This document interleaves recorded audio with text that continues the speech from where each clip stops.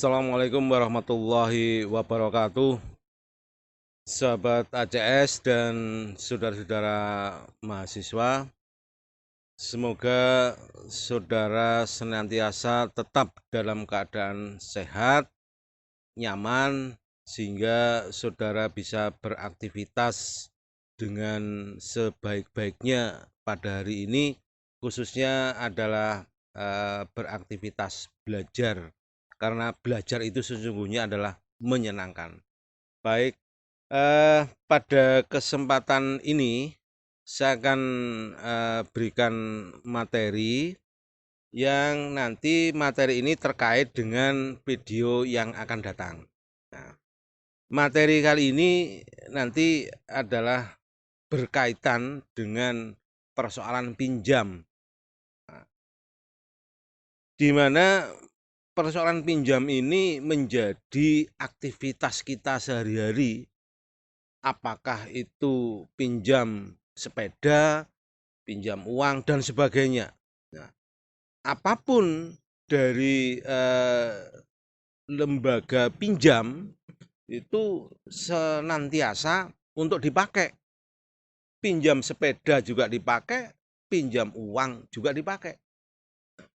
Akan tetapi yang namanya peminjam itu adalah satu pihak yang hanya berhak menikmati kegunaan benda yang dipinjam.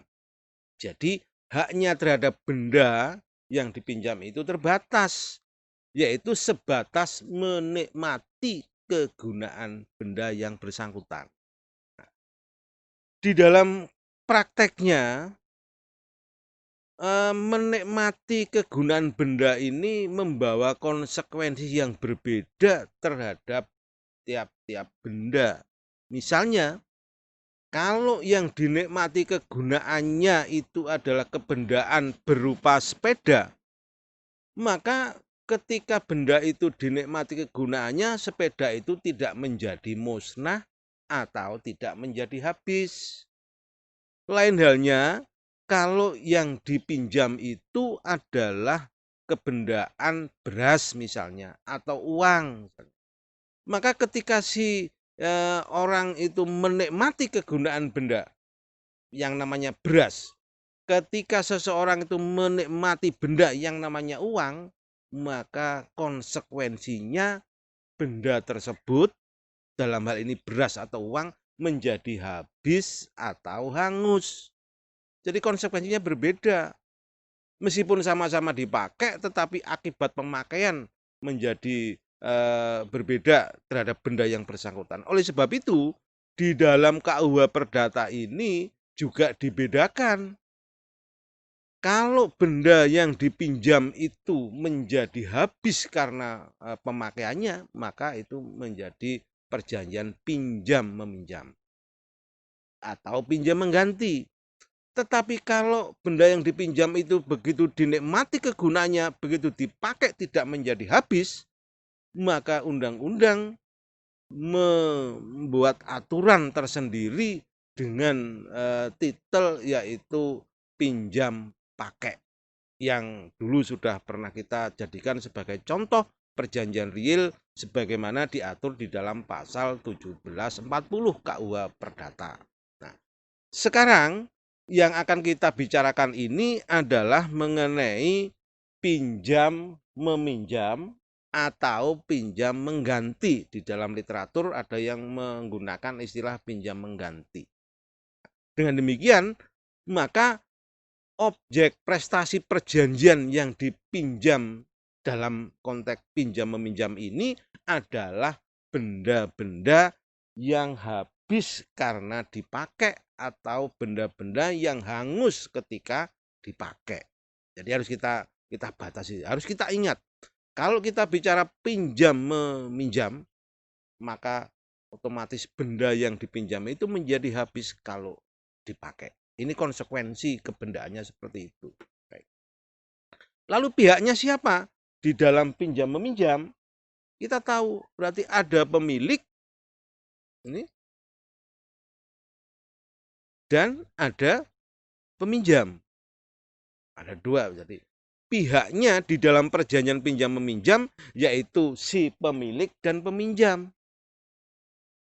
Nanti kita bisa menggunakan sebutan lain kalau sudah perikatannya muncul. Dilihat dari perikatannya, maka nanti kita akan bisa juga menyebut bahwa si pemilik ini adalah si kreditur, sedangkan si peminjam adalah debitur. Kenapa? Karena punya kewajiban untuk mengembalikan. Nah, kita ingat pembicaraan pada video yang lalu bahwa perjanjian pinjam mengganti ini termasuk perjanjian real, yaitu perjanjian yang baru lahir kalau benda yang menjadi objek prestasi itu sudah diserahkan. Jadi misalnya si A dan si B sepakat mengadakan pinjam meminjam, maka kalau hanya sepakat saja perjanjian pinjam meminjam belum lahir. Kita lihat, saudara bisa nanti melihat di pasal 1754 ini, di sana ada perumusannya atau definisinya, yaitu yang namanya pinjam meminjam itu adalah suatu perjanjian dengan mana pihak yang satu memberikan kepada pihak yang lain suatu kebendaan yang menghabis karena pemakaian. Dengan syarat pihak yang belakangan ini, yaitu yang menerima, harus mengembalikan dengan jumlah yang sama, jenis yang sama, dan dalam keadaan yang sama. Jadi ini mengenai rumusan atau batasan perjanjian pinjam meminjam. Nah, kalau kita berangkat dari pasal 1754 dari definisi tersebut, kita bisa menggambarkan kalau si B menyatakan kepada A untuk meminjam sejumlah uang dan si A menyepakati, maka dengan sepakat belum lahir perjanjian.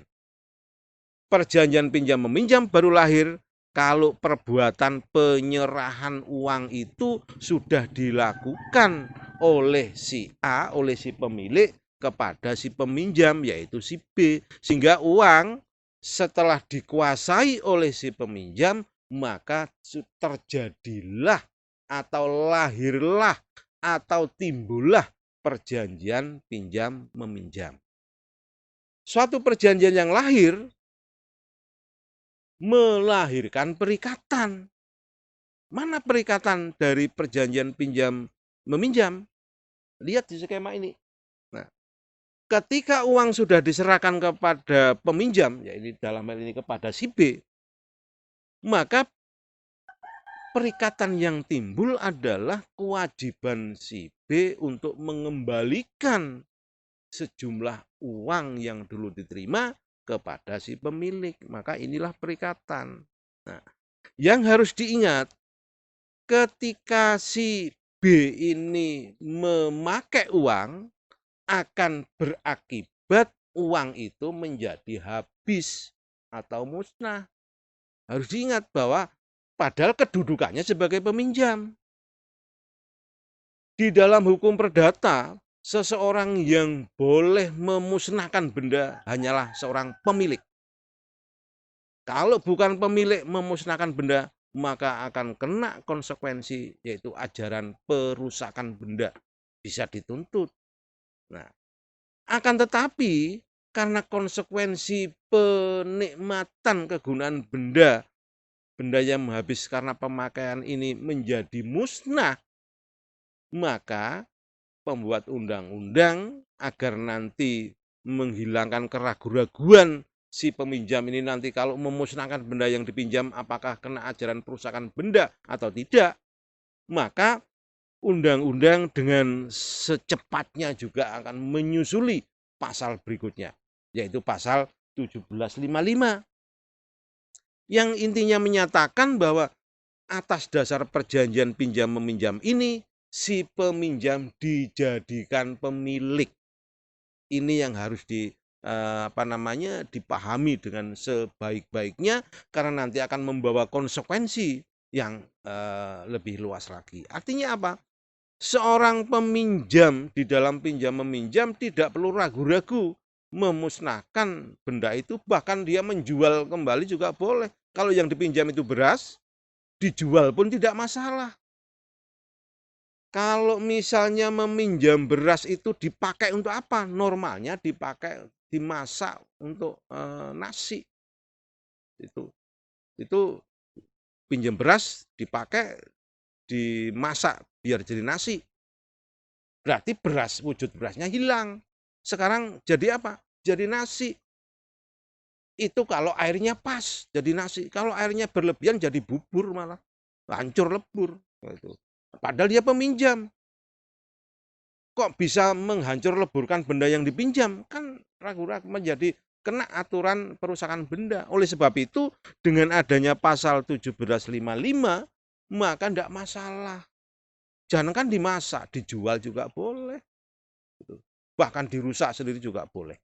Inilah aturan yang harus saudara perhatikan, bahwa di dalam pinjam meminjam, seorang peminjam itu menjadi pemilik dengan konsekuensi bagaimanapun akibat dari pemakaian itu menjadi rusak dan sebagainya, maka atas tanggungannya. Maka kemudian disitulah kewajiban si peminjam untuk pada saatnya nanti harus mengembalikan di dalam wujud semula, jenisnya sama, bukan wujud semula.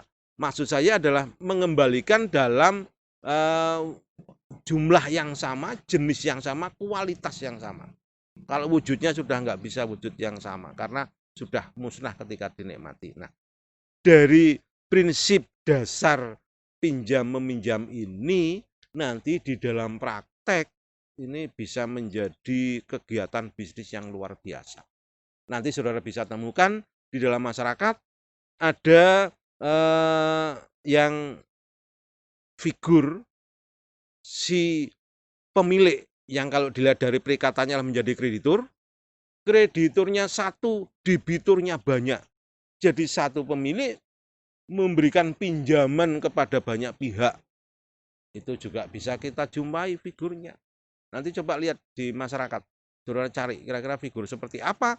Ada satu orang atau satu pihak menjadi kreditur di dalam pinjam meminjam dan meminjamkan kepada banyak orang. Nah, ini berarti banyak orang itu debitur. Ini satu figur tersendiri. Ini juga bisa menjadi kegiatan bisnis di situ. Ada juga figur yang lain. Debiturnya satu, jadi yang pinjam satu, tapi ia pinjam pada banyak kreditur, banyak orang. Nah, ini coba cari kira-kira figurnya di mana. Suatu perusahaan misalnya, dia di samping minjam pada pihak yang satu, pihak A, pihak B, pada jatuhnya banyak. Ini nanti juga membawa konsekuensi ketika misalnya si debitur itu pilot, nah seperti itu. Sehingga di masyarakat ini nanti akan banyak variasinya, banyak konsekuensinya. Yang penting nanti yang harus kita pahami adalah bagaimanakah cara si kreditur ini mewujudkan haknya. Ini seperti apa? Ini undang-undang nggak mengatur secara detail, tetapi nanti terserah para pihak bagaimana. Apakah nanti ketika si kreditur ini ketika akan mewujudkan haknya harus mendatangi ke tempat debitur, ataukah diperjanjikan bahwa debiturlah nanti yang akan menyerahkan. Ini nanti tergantung pada kesepakatan para pihak. Kalau para pihak tidak menyepakati hal itu, maka berlaku ini adalah perjanjian murni, tidak ada ketentuan waktu, sehingga nanti caranya ketika si kreditur ini tidak mewujudkan haknya harus menagih kepada debitur. Nah, seperti itu. Nah, menagihnya seperti apa? Nanti di dalam undang-undang nanti sudah ada ketentuannya, harus diberi peringatan lebih dulu kalau tidak ketika menagih terus nggak terwujud, maka harus diperingatkan. Kalau peringatannya itu nanti diabaikan, lalu menjadikan si debitur itu barulah bahan prestasi. Dan itu seperti itu. Nah, yang penting yang harus dipahami di dalam perikatan yang muncul di dalam perjanjian pinjam meminjam ini adalah ini, kalaupun nanti disepakati cara pembayaran dan sebagainya, yang penting adalah pembayaran si debitur, artinya pengembalian ini harus benar-benar secara yuridis bisa menghapus kewajibannya. Jadi kalau B punya hutang, tidak sekedar yang penting B mengeluarkan sejumlah uang yang sama untuk mengembalikan, tidak hanya itu yang penting. Tetapi di samping itu, pengeluaran uangnya itu harus menghapuskan kewajibannya untuk kepada kreditur. Ini yang penting. Dilihat dari sisi si kreditur, yang penting adalah bahwa secara yuridis ini, kalau si kreditur sudah mendapatkan nominal haknya, ini juga harus menghapuskan tuntutannya, sehingga tidak lalu menjadi tuntutan 2 kali. Ini yang penting. Nah, terhadap prinsip ini, bahwa yang penting debitur ketika membayar harus melunaskan, harus membebaskan dirinya dari tagihan, maka inilah yang nanti akan disepakati secara teknis seperti apa. Nah, jadi yang penting bagi debitur, yang nagih, yang minta pengembalian itu adalah memang krediturnya yang berhak. Ini yang penting. Sehingga ketika dia sudah mengeluarkan uang, maka bebaslah ia dari kewajiban. Kenapa ini saya tekankan kewajiban ini? Karena apa? Karena video ini nanti, uraian ini nanti akan kita jadikan dasar untuk melihat, untuk membicarakan kasus yang akhir-akhir ini muncul. Misalnya banyak sekali atau ada beberapa maksud saya yang muncul sampai di publik, adanya seorang yang nabung di bank, tahu-tahu tabungannya hilang, tidak ada, habis.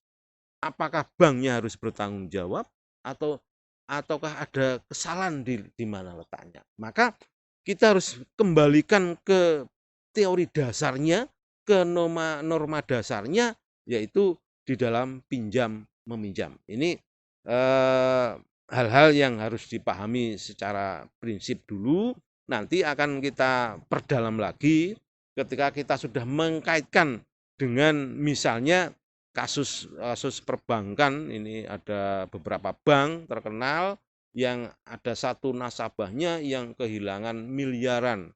Jadi sudah terambil, tetapi si penabung, ini saya masih menggunakan istilah perbankan, si penabung ini merasa tidak mengambil.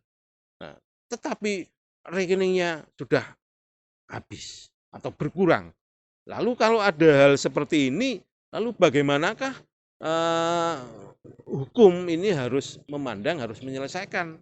Nah, dalam hal ini saya ingin kepada saudara mahasiswa, khususnya mahasiswa yang saat ini mengambil mata kuliah Kapita Selekta Hukum Perdata, ini untuk nanti dipelajari, lalu dijadikan dasar untuk memahami kasus-kasus perbankan, khususnya ketika ada hilangnya tabungan di dalam rekening perbankan seseorang. Baik saudara sekalian, ini bahan untuk dipelajari. Jadi pesan saya nanti pasal 1754 dan seterusnya nanti dibaca.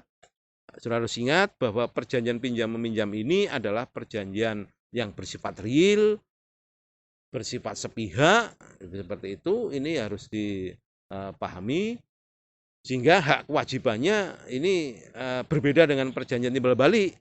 Hanya ada hak di satu pihak dan kewajiban di pihak yang lain. Tetapi nanti saudara akan melihat di pasal, misalnya di pasal berikutnya itu ada kewajiban juga seorang pemilik atau pihak yang meminjamkan ternyata juga punya kewajiban. Tetapi harus ingat bahwa kewajiban itu adalah hanya kewajiban asesor, sehingga tidak kita pakai sebagai dasar untuk membedakan apakah ini perjanjian sepihak apa timbal balik. Ini nanti pelajari kembali di perjanjian sepihak, di video tentang perjanjian berisi perikatan, nanti saudara bisa pahami. Dan ini persiapan sebagai bahan untuk pembicaraan video yang akan datang. Kita akan mencoba membicarakan mengenai kegiatan pokok perbankan, ini yang terkait dengan materi hari ini. Baik saudara sekalian, ini yang bisa saya sampaikan. Mudah-mudahan bisa memberi motivasi saudara untuk belajar, sehingga pada pertemuan yang akan datang kita bisa berbicara lagi bisa lebih dengan mudah dipahami. Baik, kurang lebihnya mohon maaf. Saya akhiri sampai di sini. Wassalamualaikum warahmatullahi wabarakatuh. Sampai ketemu di kesempatan yang akan datang.